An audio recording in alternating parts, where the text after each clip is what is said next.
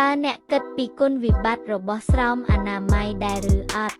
เวียอาจบรรดาเอาสบายอาโอนตูดบุรออาละซีหนึ่งอาจเฟื่อเอาอสมรรถเพียบเพลิงเพศนงเป้บังกัดเพลิงสนายบุรอจัดการสปรำบุญนี้เนเลอปิภพโลกบ้านตราสรอมอนามัยให้เนซอมุยมันตราวี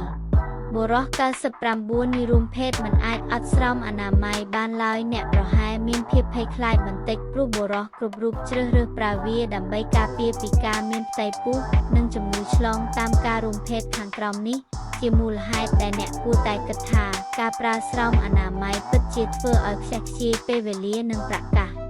ស្រោមអនាម័យពិតជាគ្រោះថ្នាក់តើអ្នកដឹងទេថាហេតុអ្វីបានជាស្រោមអនាម័យគ្រោះថ្នាក់ប្រសិនបើអ្នកមិនបានពាក់ស្រោមអនាម័យដែលមានទំហំត្រឹមត្រូវទេនោះវាអាចរអិលចេញយ៉ាងងាយក្នុងពេលកំពុងរុំរាក់ការធ្វេសប្រហែសនេះនឹងបណ្ដាលឲ្យស្ត្រីមានផ្ទៃពោះនិងឆ្លងមេរោគតាមរយៈការរុំភេទវាប៉ះពាល់ដល់អារម្មណ៍នោះ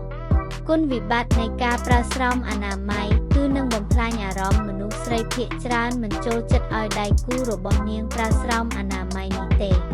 អាឡាក់ស៊ីអាអូនតូច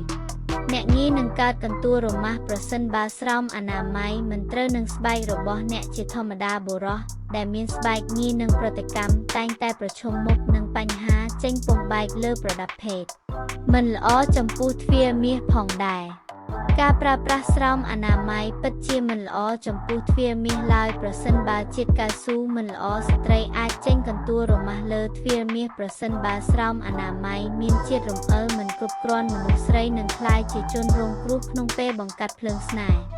ធ្វើឲ្យបុរសអសមត្ថភាពផ្លូវភេទបុរសមួយចំនួនបានត្អូញត្អែថាពួកគាត់មិនអាចប៉ះអូនតូចឡើងបានទេនៅពេលពាក់ស្រោមនេះដោយសារតែគុណភាពរបស់ជាតិកៅស៊ូប្រសិនបើអ្នកជ្រើសយកស្រោមអនាម័យស្តើងវាប្រហែលជាងាយនឹងប្រើប្រាស់